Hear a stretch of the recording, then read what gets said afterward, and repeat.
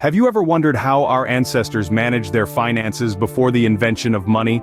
Picture a time when coins and bills did not exist, a time when our forebears relied on a simple system of exchange, the barter system. It was straightforward. You had something I needed, and I had something you needed. We'd swap, and both parties were happy. However, the barter system was not without its flaws. Imagine trying to trade a cow for a basket of apples. How many apples equaled one cow? And how would you even transport that cow to the market? The lack of a standard measure of value, and the logistical difficulties of moving goods around were significant challenges. As societies expanded and became more complex, the barter system's limitations became increasingly apparent. It was clear that a more efficient system was needed, a system that could facilitate trade on a larger scale. And so, the concept of commodity money was born. So, how did we move from trading cows and grain to using shiny metal coins, you may ask? Well, the answer lies in the evolution of physical money. In the beginning, we had commodity money.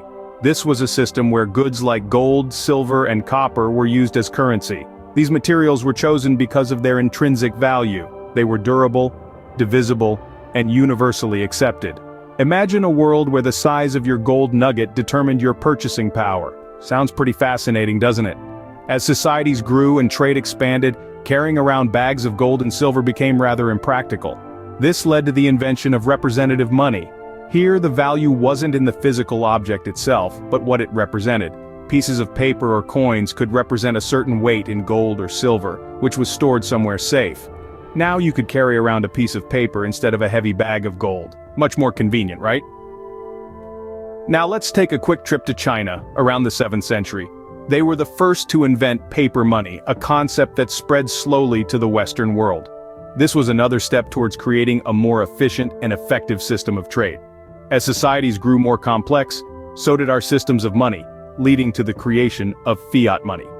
This new form of currency would completely change the way we think about trade and value, but that's a story for another scene. What if I told you that the piece of paper in your wallet has no inherent value? It's a bit of a mind bender, isn't it? But that's the core concept of fiat money. This form of currency doesn't have value because of the material it's made of, but rather it holds value because we collectively agree it does. Trust and confidence are the bedrock of this system. During the 20th century, fiat money began to take center stage. Nations worldwide began to abandon the gold standard, which tied the value of their currency to a specific amount of gold. Instead, they embraced fiat money, freeing their economic strategies from the physical constraints of gold reserves. This shift didn't just change the nature of money, it also set the stage for the digital revolution.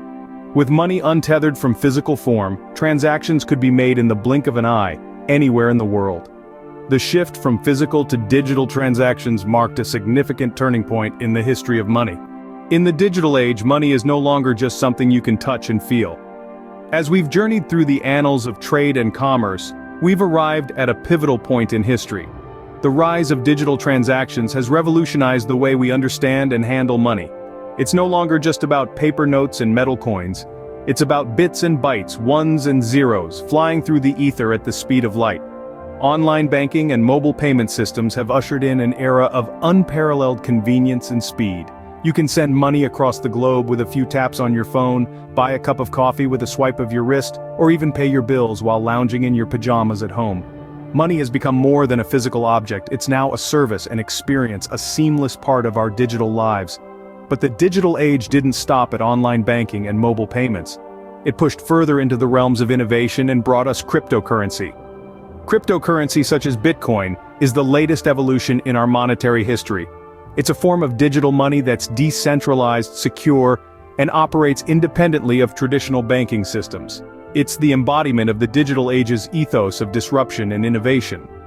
From barter to Bitcoin, the evolution of money reflects the progress of society itself.